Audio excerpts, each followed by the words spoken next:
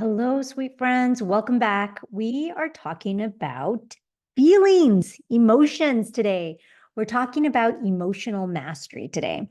The reason why this topic is incredibly important is because everything that you want in this world is on the other side of an uncomfortable emotion. And very few people in the world want to feel uncomfortable emotions. It's why we don't see everyone in the world achieving everything they want to achieve. They avoid it because it feels uncomfortable. Now, we think sometimes we feel stuck because we don't know what to do. But usually it's because we don't want to feel something. It's not because we don't know what to do, it's because we don't want to feel a specific emotion. So we're going to dive into emotional mastery today. We're going to talk about why it's important for us to be able to create emotional resiliency, to be able to feel everything, and why we avoid it, and then how to do it. I'm going to give you a super simple framework I teach my clients all the time to help them be with the emotions that feel really hard. So before I jump in, let me just request that if you are enjoying what you're learning, please, please, please drop a review and a rating. It helps other people find us. That's the way the algorithm works. So I would really appreciate it if you were to do that. Drop a review. It can be super short and a rating, and just let us know maybe your biggest takeaway from the episodes or how they're helping you. And thank you in advance for doing that. Okay, so let's talk about uncomfortable feelings. So what are uncomfortable feelings? Uncomfortable feelings are all the things that we avoid. For many super like high functioning, high achieving folks, disappointment is one of the biggest ones. Failure, disappointment, other really common ones, guilt, shame, all of those types of things can slow us down. And they can also be a superpower. When we create self mastery over these emotions and we don't let them slow us down and we're no longer afraid of feeling them, all of a sudden, we're able to make decisions faster, move faster. Things happen for us in ways that we didn't know was possible. And that is what's possible for all of us. We're able to have a richer, more fuller life when we are able to feel all of life's emotions. And that's because, when we came into this life, we did not sign a contract that said we were going to only feel the good stuff. We didn't sign some contract that said, I'm never going to suffer. No, we came into this life, willingly. Our soul came into this life willingly, knowing that we have to feel everything. And if you think about life as a big pie, half of that pie are all the good stuff, that the positive emotions are what we label as positive. The other half of that pie are the things that feel uncomfortable.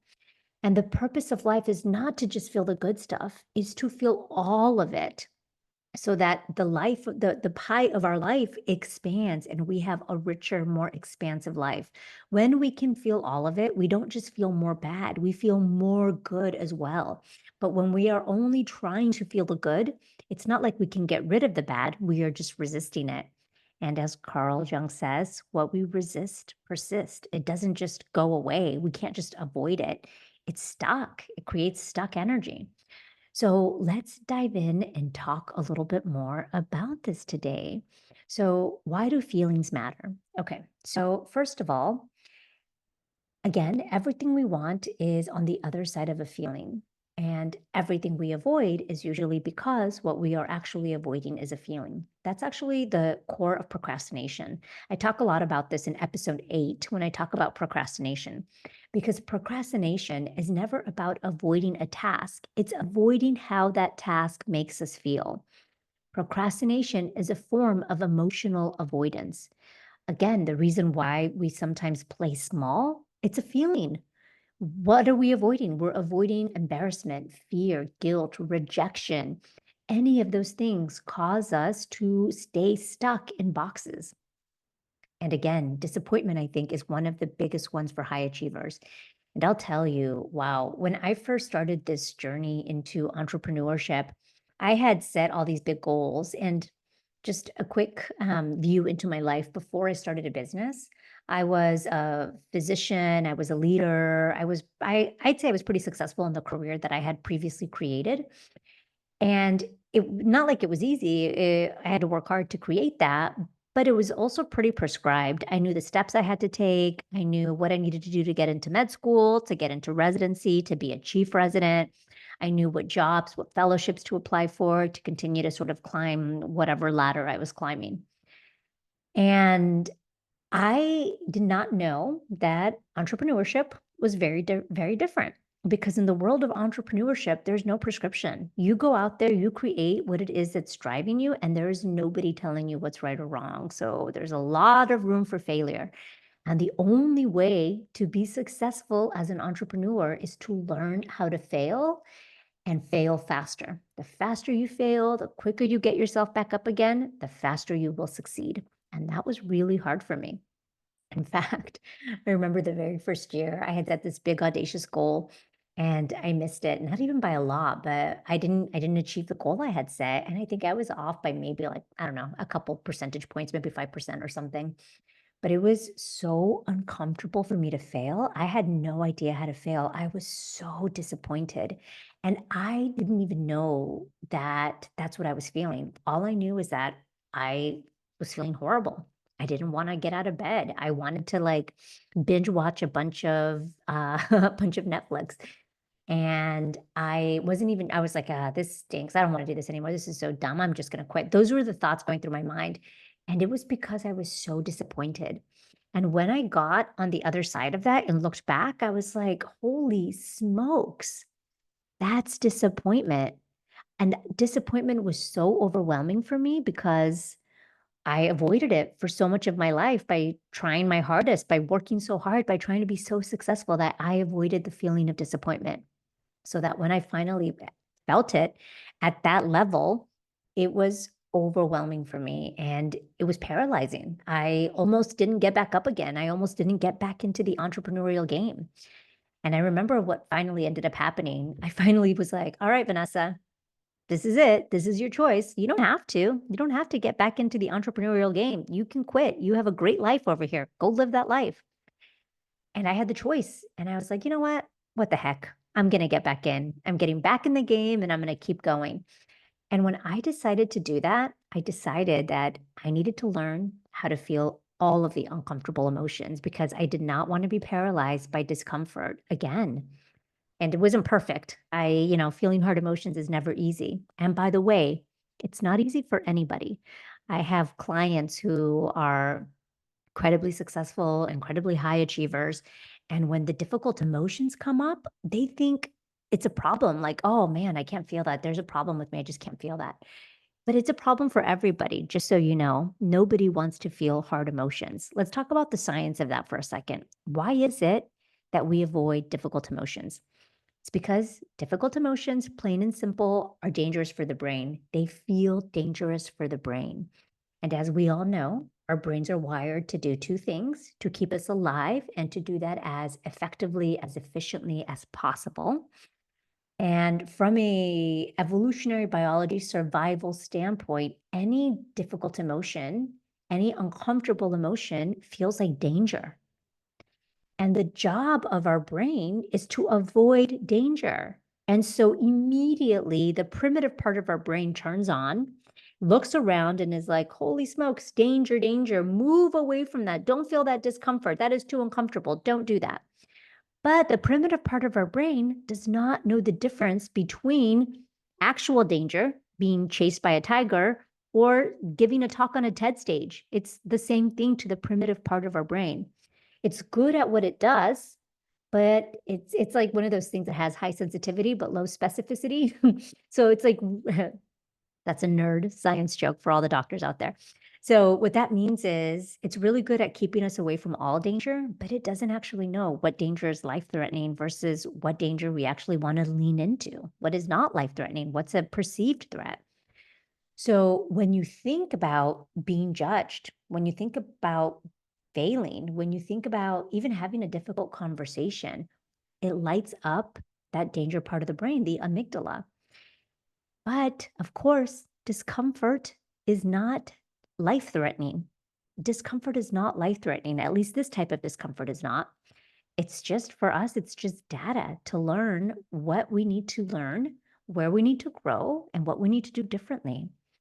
And being able to have emotional self-mastery, being able to master our emotions so we can learn to regulate our nervous system when the discomfort comes up, holy smokes, that expands your capacity to evolve and to do really big, beautiful things in the world, but to also feel really big, beautiful emotions.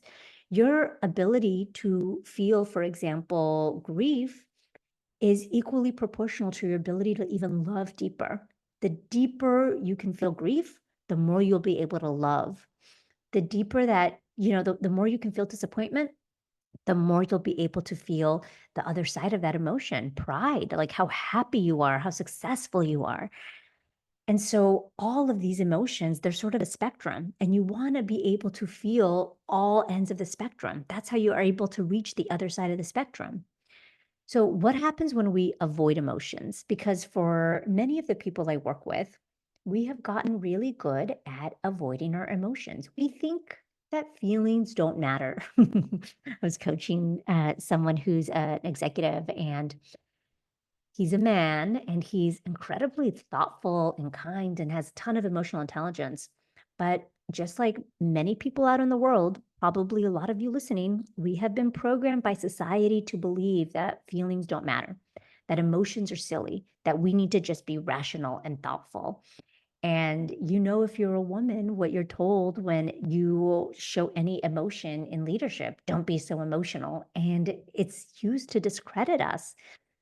And when we were talking about emotional resiliency, his thought of like feelings, and he kind of questioned it like, does that really matter? That came up. And it was so fascinating because as we sat with that, he was able to see what would be possible for him, not just in work, but in his relationship with his kids, how deeper his relationship with his kids could be, how deeper his relationship with his wife could be if he was able to lean deeper into emotional mastery and emotional resilience.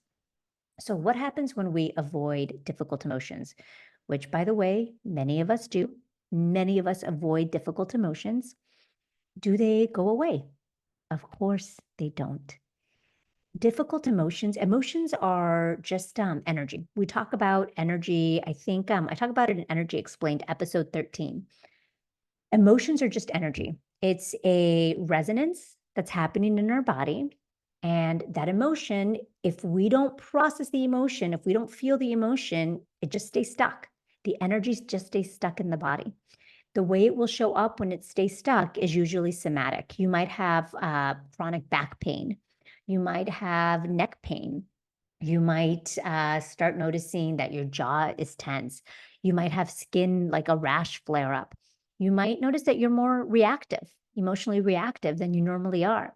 You might notice that you're disconnecting from things that bring you joy. Maybe normally you're able to have a great conversation at dinner with the people you love, but when you are avoiding an emotion, you're just disconnected. You're sitting there, but you're keeping to yourself.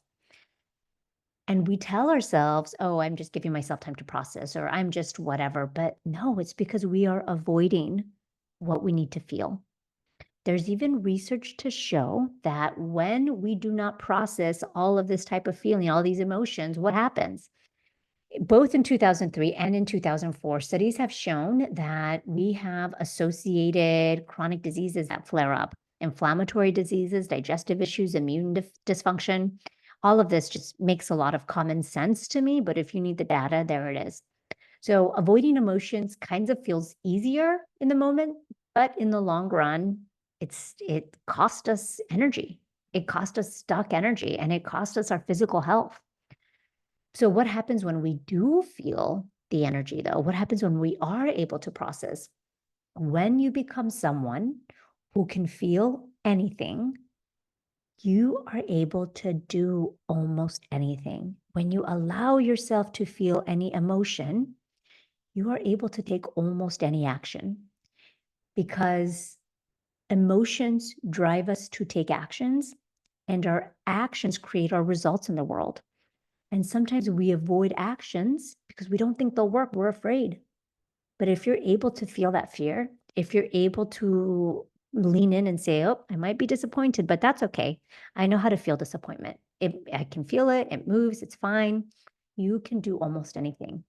You can write a book that you've been wanting to write. You can end a relationship that you feel stuck in, or you can start a relationship you've always been wanting to start. Start a business. Say yes to something that scares you. You are no longer you're no longer imprisoned by those emotions that we feel that are uncomfortable. Fear, shame, guilt, disappointment, because you have now built the capacity to feel all of those emotions, to hold all of those emotions and still move forward. And friends, that's where magic happens. I tell my clients all the time that emotional mastery is a superpower. Being able to feel any emotion is a superpower. You don't have to take action from the emotion. You can feel it. You can process it. You don't numb yourself out when you feel sad. You don't, go eat a bunch of snacks when you're feeling uncomfortable. You don't do that to avoid emotions. You are able to process your emotions. When you can make room for that, you are also making room for all of the good stuff, all of the positive stuff. You're no longer resisting. You are instead opening up a courage, the muscle of courage in your body. And again, it's not about being happy all the time. It's about being able to feel all of it and find peace in the fullness of life. Okay, so I'm going to teach you a framework that I love to teach. I teach all of my clients to process difficult emotions, how you feel difficult emotions. Now, this framework is great for processing a difficult emotion, and it also helps you move stuck energy. So I think I talk about stuck energy in episode 13, and I give you a bunch of ways to move stuck energy. Here's another way to move it. I call this the ABCDs of emotions, how you feel emotions. Okay, so here's what you do. When you are feeling something uncomfortable, how do you know you're feeling something uncomfortable? Maybe you're avoiding something. Maybe you're procrastinating. Maybe you notice that you are having a second serving of dessert. That's not normally something you do. Maybe you notice you're avoiding going to sleep because you are binge watching something, and that's also not something you do. You notice you're a little restless, or so you notice that you are just off your game. We don't always know why we're off our game, but we notice that we are sometimes. We notice we're taking actions that we don't normally take. Instead of taking those actions, pause for a moment, and you want to practice the ABCDs. Okay. So the A stands for awareness. Awareness. Notice that you are feeling something. So again, that could be because you're taking an action you don't normally take, or you might notice the feeling in your body. You might notice pressure in the chest. You might notice pressure in the stomach. You might notice like discomfort. Maybe it's a tightness in your throat, or you notice your eyes feel watery. When you start to notice that you are feeling something, you don't want to rush past it. You want to just notice. Okay, so A, you have awareness. B stands for breathe. You want to breathe into the emotion. So it could just be a couple of deep breaths. Normally, I put my hands where I'm feeling the emotion on my body. So if it's in my chest, I put my hands on my chest, or I put my hands on my belly, and I'll just breathe into it. I take 1 or 2 breaths to get in touch with what my body is experiencing. And then, so that's B. C stands for call it out. If you know what the emotion is, just say it. So I'll put my hand on my stomach. I feel disappointment in my stomach, and I'll say, this is disappointment. This is disappointment. You just call it out. If you don't know what it is yet, that's okay, because D stands for describe. If you don't know what it is, just describe it. You can say, okay, this is a tightness. It feels, and do all of the characteristics. Does it have a temperature? Does it radiate anywhere? If you were going to give it a color, what color would it be? So I would say this is disappointment. It feels cold and empty. It feels like a gnawing sensation in my stomach. It does not radiate anywhere. It stays right there. And you just describe it. And if you don't know what it is yet and you are doing the D, you skip C because you don't know what it is that you're feeling. You're just feeling something uncomfortable. You do the D, you describe it. And usually what happens as you're describing it, all of a sudden something clicks. And then you can say, this is disappointment. And then you just say, this is disappointment. And you name it. Take a deep breath, keep your hands on it, and just name it. Name it. This is disappointment. And what you will start to notice is that when you breathe it, when you name it, when you are with the emotion, when you let yourself be there and feel it, it passes on its own because energy will always move. Energy does not want to stay stuck. Energy always wants to move. We keep the energy stuck when we avoid it, when we resist it. When we resist it, it stays stuck. When we notice it, when we breathe into it, especially with the breath is an energy mover. So when you take deep breaths and name what you're experiencing, that moves the energy. It keeps the energy from being stuck. It's so simple and it is so powerful. I want you all to try that for yourself. Again, A stands for awareness. Notice that you're feeling something. You can either notice because you catch yourself taking an action you don't normally do, or you can notice what's happening in your body. Maybe you feel tightness in your chest with anxiety or with overwhelm. Put your hands there and then you breathe into it. B stands for breath. C stands for call it out. Ooh, this is overwhelm. But if you don't know what it is yet, you go to D and you describe it. The tightness in my chest. It's radiating to my shoulders. My shoulders feel tight. And you just describe what it is. And as you're doing the ABCDs, you'll notice when you're done, maybe 20 seconds, maybe 30 seconds, the sensation of the emotion decreases. It feels easier to feel. It might feel like it's a long time. I did this in real time with one of my clients. She was processing disappointment. And it was probably like a minute in total that I taught her this. I walked her through it, maybe like a couple minutes. And I was like, okay, how are you feeling now? She's like, whoa, I feel so much better. It doesn't feel as strong. And I was like, well, that was about 2 minutes. She was like, what? That felt like it was forever. Your brain will do that because it's uncomfortable, because your brain's not used to it. It feels like a long time, but it's not. So we are going to wrap up, but a few takeaways. Number one, emotional mastery is incredibly powerful. When you can master your emotions, holy smokes, it opens you up for such a big, full life. It is a superpower. You don't even have to take my word for it. Just go and practice it. I promise. It is a superpower. Don't think emotions don't matter. They are your key to having richer relationships, to being able to do scary things out in the world, to being able to be bigger, better versions of yourselves. That's your key to all of that is emotional mastery. So don't think it doesn't matter. Just go out and practice. So that's number one. The second one is remember that when you resist the emotions, they persist. Carl Jung said that they just stay longer, they stay stuck, and they stay stuck in your body. They create a bunch of chronic diseases. That's not what we want. We want the energy to move. We don't want it to stay stuck in our body.